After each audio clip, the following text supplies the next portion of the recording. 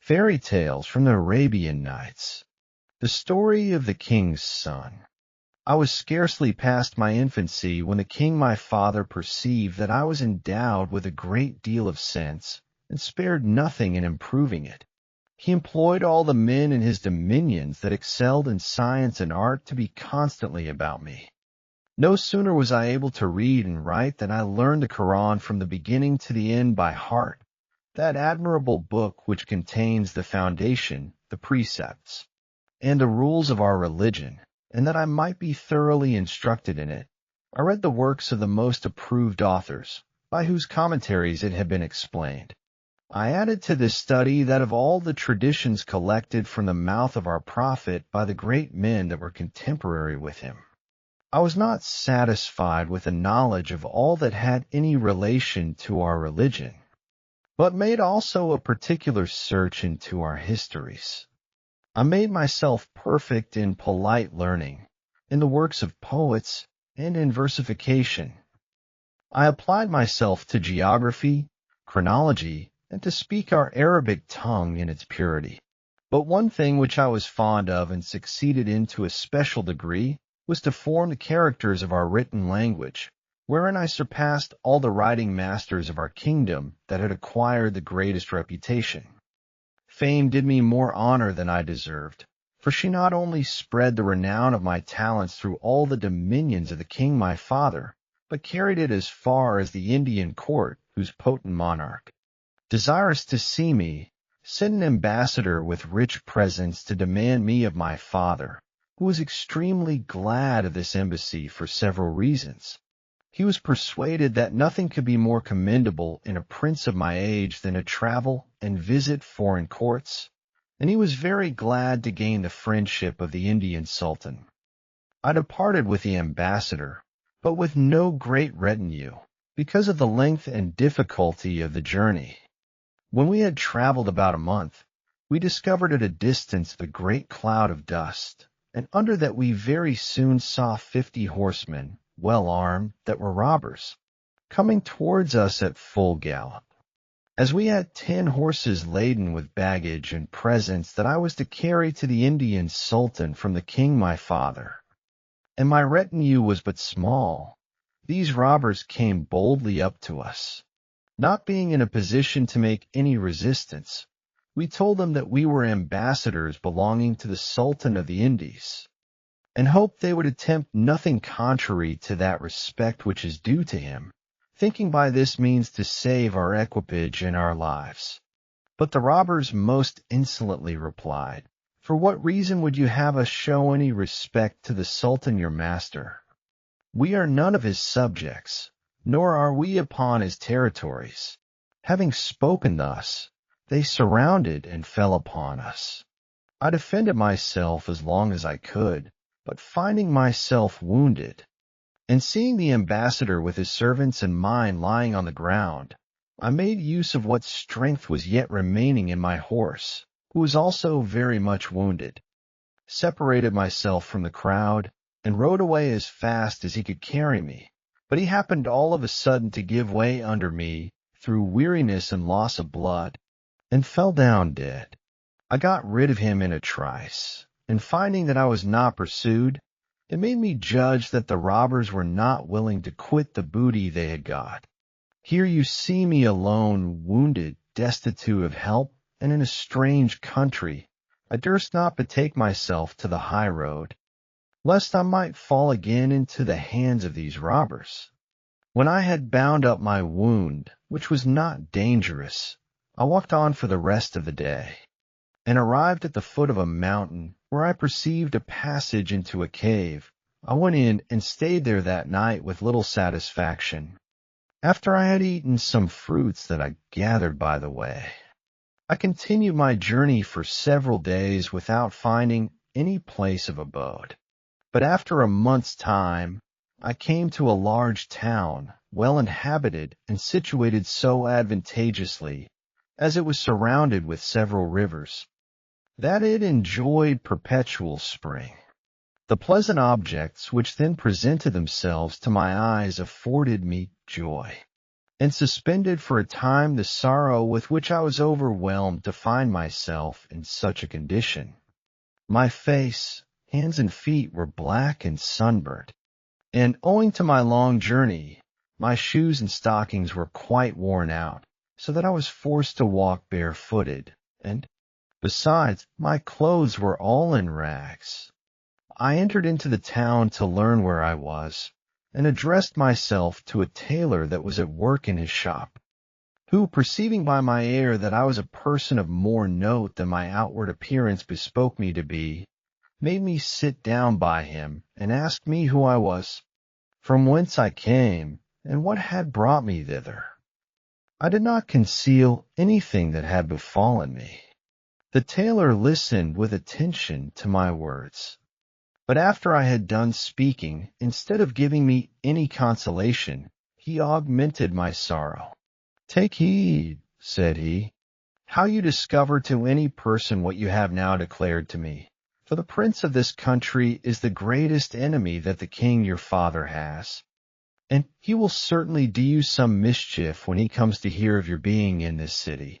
I made no doubt of the tailor's sincerity when he named the prince, and returned him thanks for his good advice. And as he believed I could not but be hungry, he ordered something to be brought for me to eat, and offered me at the same time a lodging in his house, which I accepted.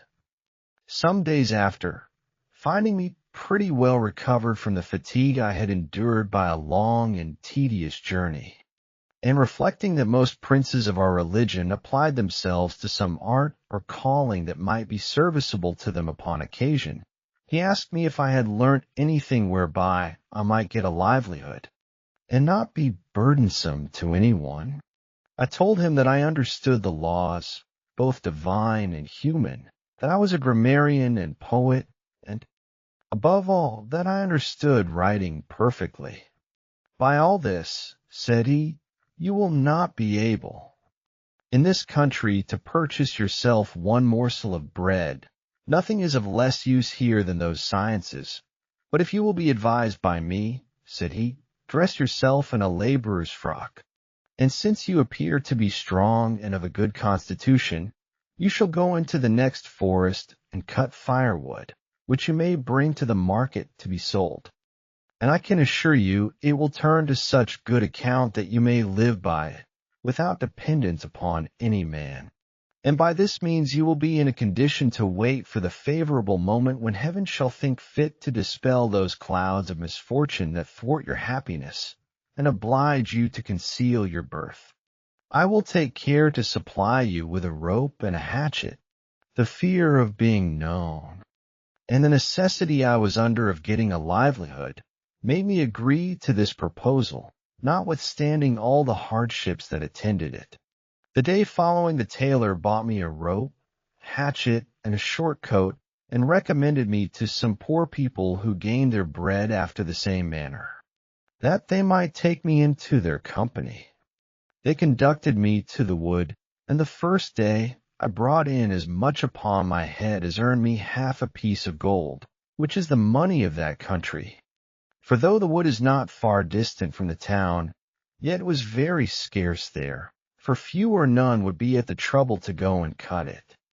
I gained a good sum of money in a short time, and repaid my tailor what he had advanced for me. I continued this way of living for a whole year, and one day, when by chance I had gone farther into the wood than usual, I happened to light on a very pleasant place, where I began to cut down wood, and in pulling up the root of a tree, I espied an iron ring, fastened to a trapdoor of the same metal. I took away the earth that covered it, and having lifted it up, saw stairs, down which I went with my axe in my hand. When I came to the bottom of the stairs, I found myself in a large palace, which put me into great consternation, because of a great light which appeared as clear in it as if it had been above ground in the open air.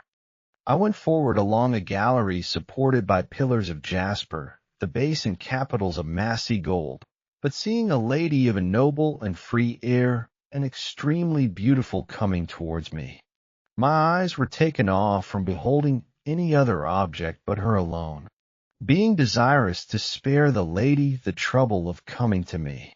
I made haste to meet her, and as I was saluting her with a low bow, she asked me, "What are you, a man or a genie?" "A man, madam," said I. "I have no correspondence with genies." "By what adventure," said she, fetching a deep sigh, "are you come hither?" "I have lived here these 25 years, and never saw any man but yourself during that time." Her great beauty, and the sweetness and civility wherewith she received me, emboldened me to say to her, "Madam, before I have the honor to satisfy your curiosity, give me leave to tell you that I am infinitely pleased with this unexpected meeting, which offers me an occasion of consolation in the midst of my affliction, and perhaps it may give me an opportunity to make you also more happy than you are." I gave her a true account by what strange accident she saw me, the son of a king, in such a condition as I then presented to her eyes, and how fortune directed that I should discover the entrance into that magnificent prison where I had found her according to appearances in an unpleasant situation. "Alas, Prince," said she, sighing once more, "you have just cause to believe this rich and pompous prison cannot be otherwise than a most wearisome abode, the most charming place in the world being no way delightful when we are detained there contrary to our will. You have heard of the great Epitimerus, king of the Isle of Ebony, so called from that precious wood, which it produces in abundance. I am the princess, his daughter. The king, my father, had chosen for me a husband, a prince that was my cousin, but in the midst of the rejoicing at the court, before I was given to my husband, a genie took me away. I fainted at the same moment and lost my senses, and when I came to myself again, I found myself in this place. I was for a long time inconsolable, but time and necessity have accustomed me to the genie. 25 years, as I told you before, I have continued in this place, where, I must confess, I have everything that I can wish for necessary to life, and also everything that can satisfy a princess fond of dress and fashions. Every 10 days, continued the princess, the genie comes hither to see me. Meanwhile, if I have occasion for him by day or night, as soon as I touch a talisman which is at the entrance into my chamber, the genie appears.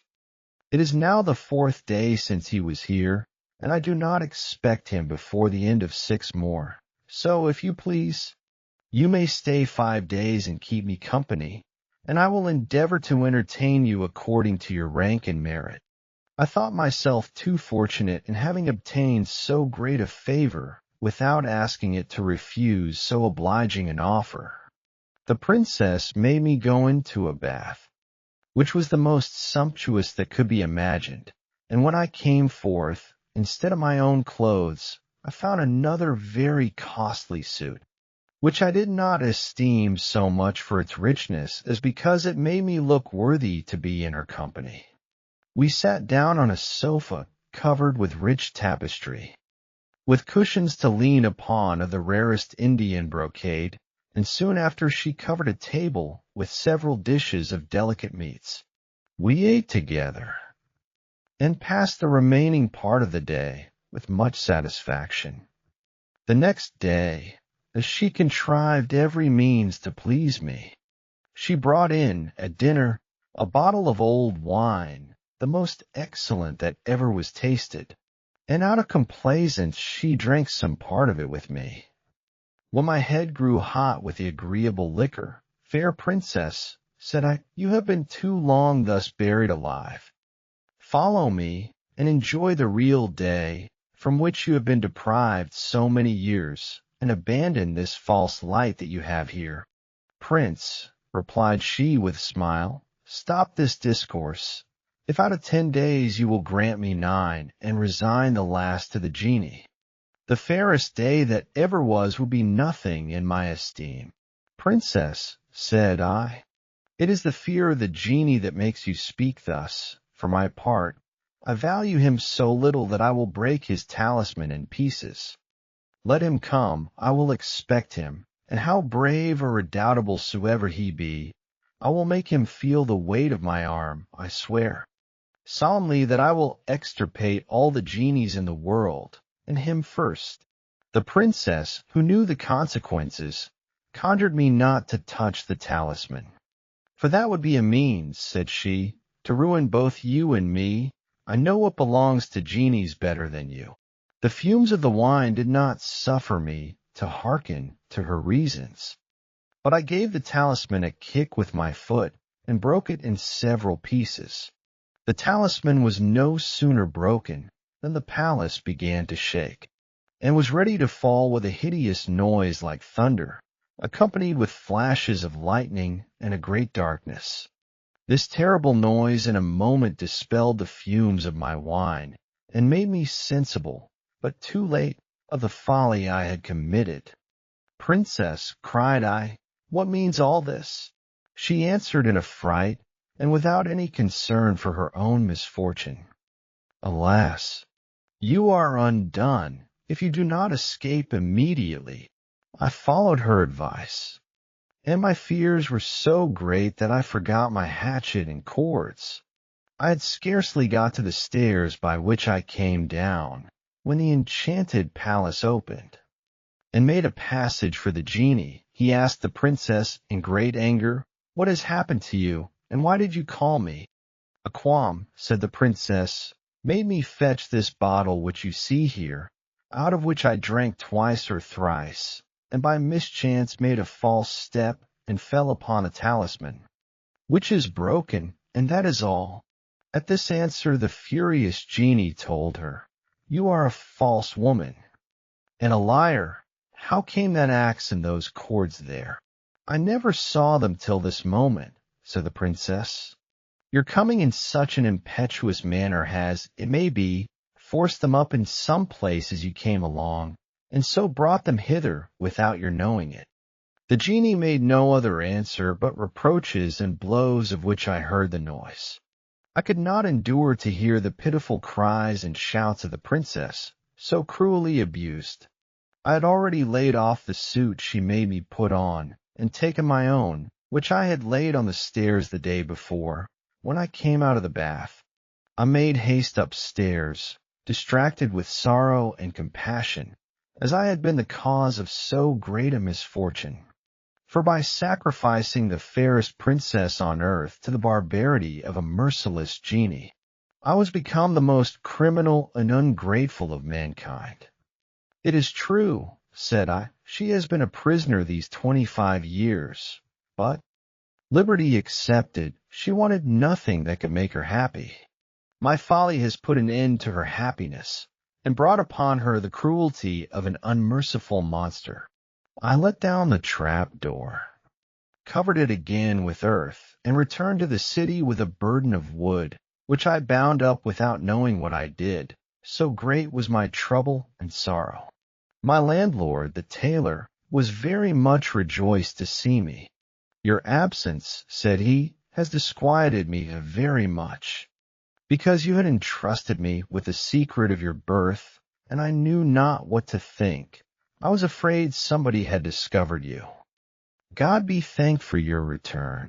I thanked him for his zeal and affection, but not a word durst I say of what had passed, nor the reason why I came back without my hatchet and cords. I retired to my chamber, where I reproached myself 1,000 times for my excessive imprudence. Nothing, said I, could have paralleled the princess's good fortune and mine had I forborne to break the talisman.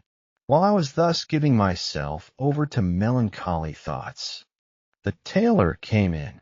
An old man, said he, whom I do not know, brings me here your hatchet and cords, which he found in his way. As he tells me, and understood from your comrades that you lodge here, come out and speak to him, for he will deliver them to none but yourself.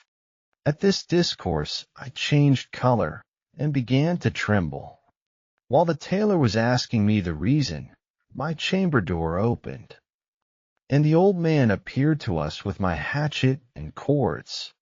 This was the genie, the ravisher of the fair princess of the Isle of Ebony, who had thus disguised himself, after he had treated her with the utmost barbarity. "I am a genie," said he, "son of the daughter of Eblis, prince of genies. Is not this your hatchet, and are not these your cords?" After the genie had put the question to me, he gave me no time to answer, nor was it in my power, so much had his terrible aspect disordered me. He grasped me by the middle, dragged me out of the chamber, and mounting into the air, carried me up to the skies with such swiftness that I was unable to take notice of the way he carried me.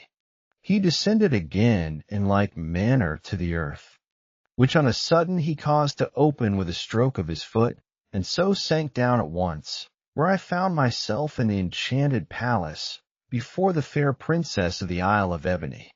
But alas, what a spectacle was there! I saw what pierced me to the heart.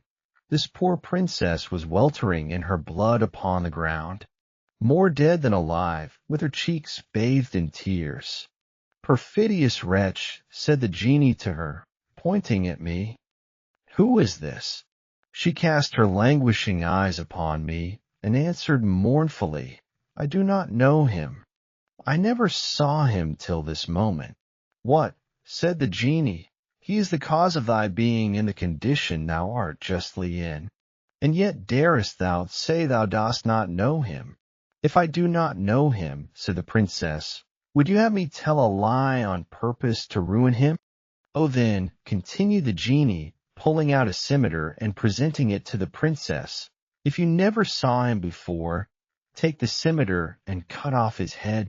"Alas," replied the princess, "my strength is so far spent that I cannot lift up my arm, and if I could, how should I have the heart to take away the life of an innocent man?" "This refusal," said the genie to the princess, "sufficiently informs me of your crime." Upon which, turning to me, "And thou," said he, "dost thou not know her?" I should have been the most ungrateful wretch, and the most perfidious of all mankind, if I had not shown myself as faithful to the princess as she was to me who had been the cause of her misfortunes. Therefore I answered the genie, "How should I know her?" "If it be so," said he, "take the scimitar and cut off her head. On this condition I will set thee at liberty, for then I shall be convinced that thou didst never see her till this very moment, as thou sayest." "With all my heart," replied I, and took the scimitar in my hand. But I did it only to demonstrate by my behavior, as much as possible, that as she had shown her resolution to sacrifice her life for my sake, I would not refuse to sacrifice mine for hers. The princess, notwithstanding her pain and suffering, understood my meaning, which she signified by an obliging look. Upon this I stepped back and threw the scimitar on the ground. "I should forever," said I to the genie, "be hateful to all mankind were I to be so base as to murder a lady like this, who is ready to give up the ghost. Do with me what you please, since I am in your power. I cannot obey your barbarous commands." "I see," said the genie, "that you both outbrave me, but both of you shall know, by the treatment I give you, what I am capable of doing." At these words the monster took up the scimitar and cut off one of her hands, which left her only so much life as to give me a token with the other that she bid me adieu forever, the sight of which threw me into a fit. When I was come to myself again, I expostulated with the genie as to why he made me languish in expectation of death. "Strike," cried I, "for I am ready to receive the mortal blow, and expect it as the greatest favor you can show me." But instead of agreeing to that, "Look you," said he, "how genies treat their wives whom they suspect. She has received you here, and were I certain that she had put any further affront upon me, I would put you to death this minute, but I will be content to transform you into a dog-ape, lion, or a bird. Take your choice of any of these, I will leave it to yourself." These words gave me some hope to mollify him. "O genie," said I, "moderate your passion, and since you will not take away my life, give it me generously. I shall always remember you, if you pardon me, as one of the best men in the world. All that I can do for you," said he, "is not to take your life. Do not flatter yourself that I will send you back safe and sound. I must let you feel what I am able to do by my enchantments." So saying, he laid violent hands on me and carried me across the vault of the subterranean palace, which opened to give him passage. Then he flew up with me, so high that the earth seemed to be only a little white cloud. From thence he came down like lightning and alighted upon the ridge of a mountain. There he took up a handful of earth and pronounced, or rather muttered, some words which I did not understand, and threw it upon me. "Quit the shape of a man," said he to me, "and take on you that of an ape." He vanished immediately and left me alone, transformed into an ape, overwhelmed with sorrow in a strange country, and not knowing whether I was near or far from my father's dominions. I went down from the top of the mountain and came into a plain, which took me a month's time to travel through, and then I came to the seaside. It happened to be then a great calm, and I espied a vessel about half a league from the shore. Unwilling to lose this good opportunity, I broke off a large branch from a tree, which I carried with me to the seaside, and set myself astride upon it, with a stick in each hand to serve me for oars. I launched out in this posture, and advanced near the ship. When I was near enough to be known, the seamen and passengers that were upon the deck thought it an extraordinary sight, and all of them looked upon me with great astonishment. In the meantime I got aboard, and laying hold of a rope, I jumped upon the deck, but having lost my speech, I found myself in great perplexity. And indeed the risk I ran then was nothing less than when I was at the mercy of the genie. The merchants, being both superstitious and scrupulous, believed I should occasion some mischief to their voyage if they received me. Therefore, said one, "I will knock him down with a handspike," said another. "I will shoot an arrow through him," said a third. "Let us throw him into the sea." Some of them would not have failed to do so, if I had not got to that side where the captain was. I threw myself at his feet, and took him by the coat in a begging posture. This action, together with the tears which he saw gush from my eyes, moved his compassion, so that he took me under his protection, threatening to be revenged on him that would do me the least hurt, and he himself made very much of me, while I on my part, though I had no power to speak, showed all possible signs of gratitude by my gestures. The wind that succeeded the calm was gentle and favorable, and did not change for 50 days, but brought us safe to the port of a fine city, well peopled and of great trade, the capital of a powerful state, where we came to anchor. Our vessel was speedily surrounded with an infinite number of boats full of people, who came to congratulate their friends upon their safe arrival, or to inquire for those they had left behind them in the country from whence they came, or out of curiosity to see a ship that came from a far country. Amongst the rest, some officers came on board, desiring to speak with the merchants in the name of the Sultan. The merchants appearing, one of the officers told them, "The Sultan, our master, hath commanded us to acquaint you that he is glad of your safe arrival, and prays you to take the trouble, every one of you, to write some lines upon this roll of paper. You must know that we had a prime vizier who, beside having a great capacity to manage affairs, understood writing to the highest perfection. This minister is lately dead, at which the Sultan is very much troubled, and since he can never behold his writing without admiration, he has made a solemn vow not to give the place to any man but to him who can write as well as he did. Many people have presented their writings, but so far, nobody in all this empire has been judged worthy to supply the vizier's place.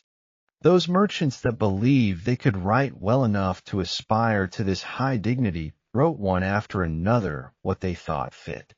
After they had done, I advanced and took the roll out of the gentleman's hand. But all the people, especially the merchants, cried out, "He will tear it, or throw it into the sea," till they saw how properly I held the roll, and made a sign that I would write in my turn. Then they were of another opinion, and their fear turned into admiration. However, since they had never seen an ape that could write, nor could be persuaded that I was more ingenious than other apes, they tried to snatch the roll out of my hand. But the captain took my part once more. "Let him alone," said he. "Suffer him to write.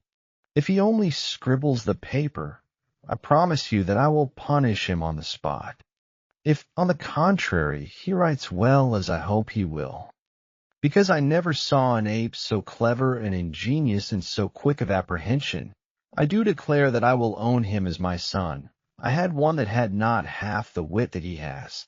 Perceiving that nobody opposed my design, I took the pen and wrote 6 sorts of hands used among the Arabians, and each specimen contained an extemporary verse or poem in praise of the Sultan.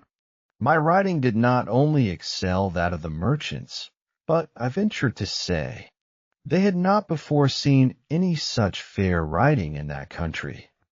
When I had done, the officers took the roll and carried it to the Sultan. The Sultan took little notice of any of the other writings, but he carefully considered mine, which was so much to his liking that he said to the officers, "Take the finest horse in my stable, with the richest harness, and a robe of the most sumptuous brocade to put upon that person who wrote the 6 ants, and bring him hither to me." At this command the officers could not forbear laughing. The Sultan grew angry at their boldness, and was ready to punish them, till they told him, "Sir, we humbly beg your Majesty's pardon. These hands were not written by a man, but by an ape." "What do you say?" said the Sultan. "Those admirable characters, are they not written by the hands of a man?" "No." "Sir," replied the officers, "we do assure your Majesty that it was an ape who wrote them in our presence." The Sultan was too much surprised at this not to desire a sight of me, and therefore said, "Bring me speedily that wonderful ape." The officers returned to the vessel and showed the captain their order, who answered that the Sultan's commands must be obeyed. Whereupon they clothed me with that rich brocade robe and carried me ashore, where they set me on horseback, whilst the Sultan waited for me at his palace with a great number of courtiers, whom he gathered together to do me the more honor. The cavalcade having begun, the harbor, the streets, the public places, windows, terraces, palaces, and houses were filled with an infinite number of people of all sorts, who flocked from all parts of the city to see me, for the rumor was spread in a moment that the Sultan had chosen an ape to be his Grand Vizier. And after having served for a spectacle to the people, who could not forbear to express their surprise by redoubling their shouts and cries, I arrived at the palace of the Sultan.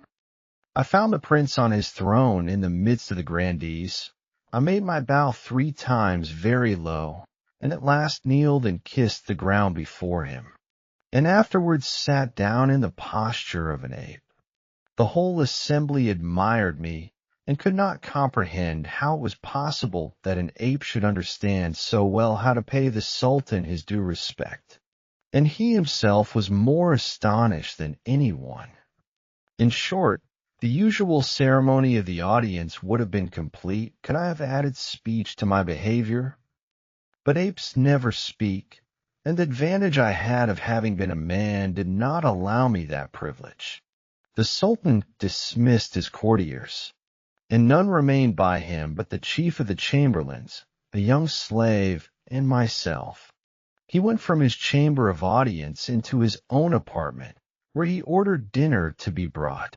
As he sat at table, he gave me a sign to come near and eat with them.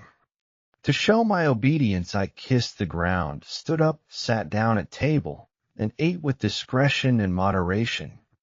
Before the table was uncovered, I spied a writing desk, which I made a sign should be brought me. Having got it, I wrote upon a large peach some verses after my way, which testified my acknowledgment to the Sultan, which increased his astonishment. When the table was uncovered, they brought him a particular liquor, of which he caused them to give me a glass. I drank, and wrote upon it some new verses, which explained the state I was reduced to after many sufferings. The Sultan read them likewise, and said, "A man that was capable of doing so much would be above the greatest of men." The Sultan caused them to bring in a chessboard, and asked me, by a sign, if I understood the game, and would play with him. I kissed the ground, and laying my hand upon my head, signified that I was ready to receive that honor. He won the first game, but I won the second and third, and perceiving he was somewhat displeased at it, I made a poem to pacify him, in which I told him that two potent armies had been fighting furiously all day, but that they made up a peace towards the evening, and passed the remaining part of the night very peaceably together upon the field of battle. So many circumstances appearing to the Sultan far beyond whatever anyone had either seen or known of the cleverness or sense of apes, he determined not to be the only witness of those prodigies himself, but having a daughter, called the Lady of Beauty, on whom the chief of the chamberlains, then present, waited. "Go," said the Sultan to him, "and bid your lady come hither. I am desirous she should share my pleasure." The chamberlain went, and immediately brought the princess, who had her face uncovered, but she had no sooner come into the room than she put on her veil, and said to the Sultan, "Sir, your majesty must needs have forgotten yourself. I am very much surprised that your majesty has sent for me to appear among men." "Nay, daughter," said the Sultan, "you do not know what you say. Here is nobody but the little slave, the chamberlain, your attendant, and myself, who have the liberty to see your face, and yet you lower your veil and blame me for having sent for you hither." "Sir," said the princess, "your majesty shall soon understand that I am not in the wrong. That ape you see before you, though he has the shape of an ape, is a young prince, son of a great king. He has been metamorphosed into an ape by enchantment. A genie, the son of the daughter of Eblis, has maliciously done him this wrong, after having cruelly taken away the life of the princess of the Isle of Ebony, daughter to the king Epitimerus."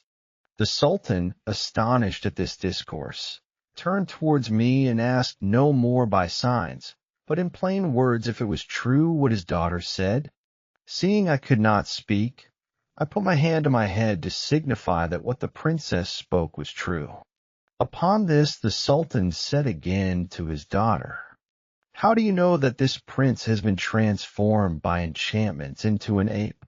"Sir," replied the Lady of Beauty, "your majesty may remember that when I was past my infancy, I had an old lady to wait upon me. She was a most expert magician and taught me 70 rules of magic, by virtue of which I can transport your capital city into the midst of the sea in the twinkling of an eye, or beyond Mount Caucasus. By this science I know all enchanted persons at first sight. I know who they are, and by whom they have been enchanted. Therefore do not be surprised if I should forthwith relieve this prince, in spite of the enchantments, from that which hinders him from appearing in your sight what he naturally is." "Daughter," said the Sultan, "I did not believe you to have understood so much." "Sir," replied the princess, "these things are curious and worth knowing, but I think I ought not to boast of them." "Since it is so," said the Sultan, "you can dispel the prince's enchantment." "Yes, sir," said the princess, "I can restore him to his first shape again." "Do it then," said the Sultan.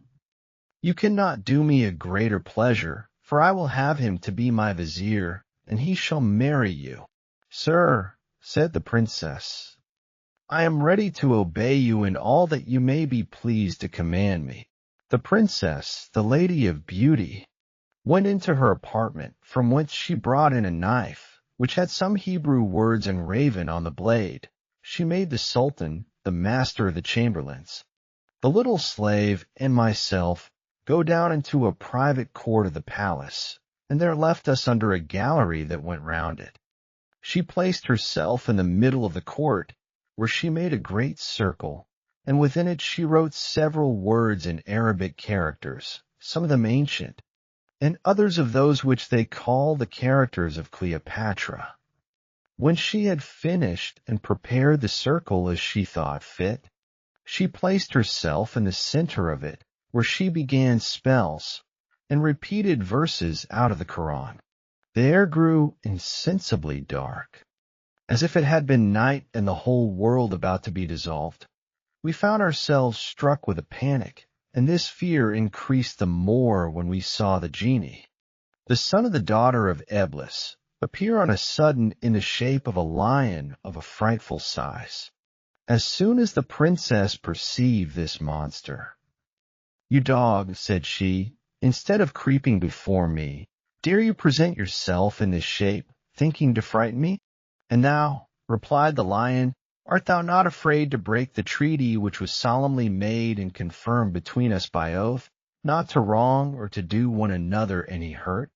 "Oh, thou cursed creature," replied the princess, "I can justly reproach thee with doing so." The lion answered fiercely, "Thou shalt quickly have thy reward for the trouble thou hast given me to return." With that he opened his terrible throat and ran at her to devour her, but she, being on her guard, leaped backward, got time to pull out one of her hairs, and by pronouncing 3 or 4 words, changed it into a sharp sword, wherewith she cut the lion through the middle in 2 pieces. The 2 parts of the lion vanished, and the head only was left, which changed itself into a large scorpion. Immediately the princess turned herself into a serpent, and fought the scorpion, who, finding himself worsted, took the shape of an eagle and flew away. But the serpent at the same time took also the shape of an eagle that was black and much stronger, and pursued him, so that we lost sight of them both. Some time after they had disappeared, the ground opened before us, and out of it came forth a cat, black and white, with her hair standing upright and mewing in a frightful manner. A black wolf followed her close, and gave her no time to rest. The cat, being thus hard beset, changed herself into a worm, and being nigh to a pomegranate that had accidentally fallen from a tree that grew on the side of a canal, which was deep but not broad, the worm pierced the pomegranate in an instant, and hid itself. The pomegranate swelled immediately, and became as big as a gourd, which, mounting up to the roof of the gallery, rolled there for some space backwards and forwards, fell down again into the court, and broke into several pieces. The wolf, which had in the meanwhile transformed itself into a cock, fell to picking up the seeds of the pomegranate one after another, but finding no more, he came towards us with his wings spread, making a great noise, as if he would ask us whether there were any more seeds. There was one lying on the brink of the canal, which the cock perceived as he went back, and ran speedily thither. But just as he was going to pick it up, the seed rolled into the river, and turned into a little fish. The cock jumped into the river, and was turned into a pike that pursued the small fish. They continued both under water for over 2 hours, and we knew not what had become of them. All of a sudden we heard terrible cries, which made us tremble, and a little while after we saw the genie and princess all in flames. They threw flashes of fire out of their mouths at each other, till they came to close quarters. Then the 2 fires increased, with a thick burning smoke, which mounted so high that we had reason to fear it would set the palace on fire. But we very soon had a more urgent reason for fear, for the genie, having got loose from the princess, came to the gallery where we stood, and blew flames of fire upon us. We should all have perished if the princess, running to our assistance, had not by her cries forced him to retire and defend himself against her. Yet, notwithstanding all her exertions, she could not hinder the Sultan's beard from being burnt and his face spoiled, nor the chief of the chamberlains from being stifled and burnt on the spot. The Sultan and I expected nothing but death when we heard a cry of victory. Victory! And on a sudden the princess appeared in her natural shape, but the genie was reduced to a heap of ashes. The princess came near to us that she might not lose time, called for a cupful of water, which the young slave, who had received no damage, brought her. She took it, and after pronouncing some words over it, threw it upon me, saying, "If thou art become an ape by enchantment, change thy shape, and take that of a man which thou hadst before." These words were hardly uttered when I became a man as I was before. I was preparing to give thanks to the princess, but she prevented me by addressing herself to her father, thus, "Sir, I have gained a victory over the genie, as your majesty may see, but it is a victory that costs me dear. I have but a few minutes to live, and you will not have the satisfaction of making the match you intended. The fire has pierced me during the terrible combat, and I find it is consuming me by degrees.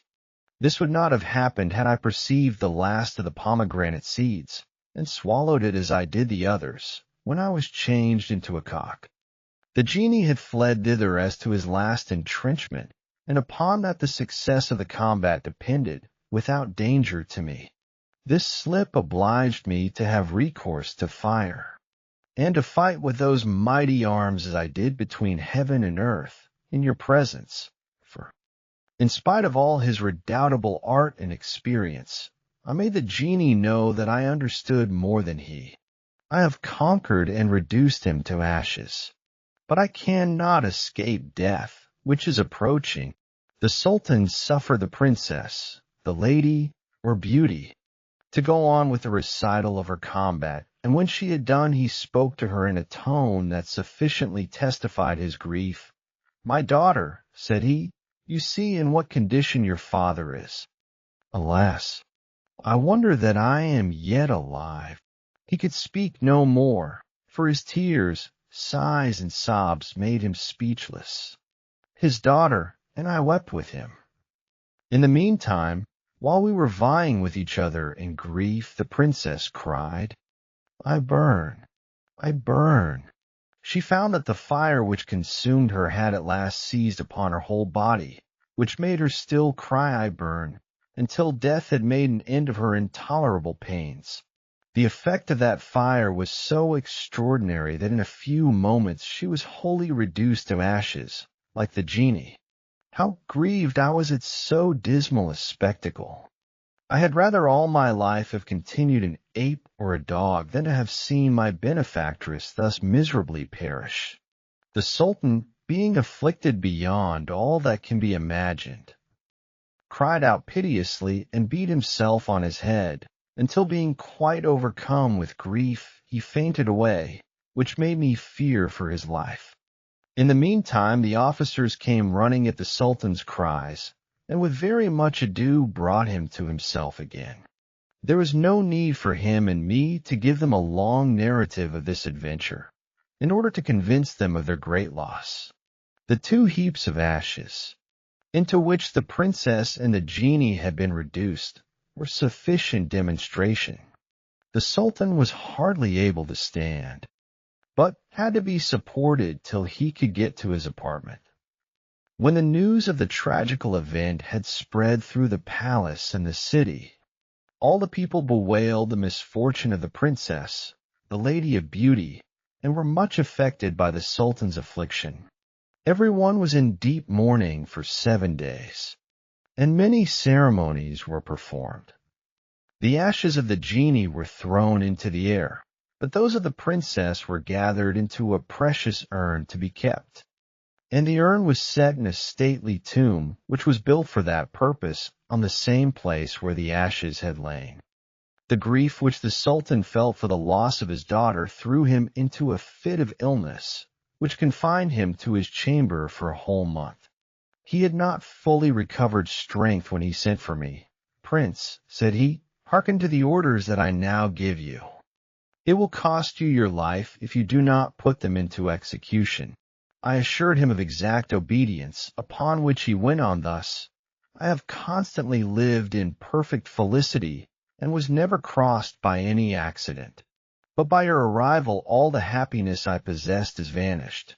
My daughter is dead, her attendant is no more, and it is through a miracle that I am yet alive. You are the cause of all those misfortunes, for which it is impossible that I should be comforted. Therefore depart from hence in peace, without farther delay. For I myself must perish if you stay any longer.